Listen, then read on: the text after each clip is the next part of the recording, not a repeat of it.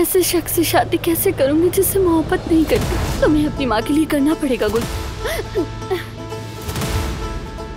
कुदरत आगा, अगर आपके पास कुछ वक्त हो तो मुझे आपसे बात करनी थी। बैठे आराम से बात करें।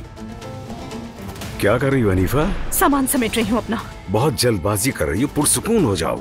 चाहो तो मेरी बात लिख लो, ये मामला अभी खत्म नहीं होने वाला। थोड़े ही वक्त में कराबे खानदान को भी सब पता चल जाएगा।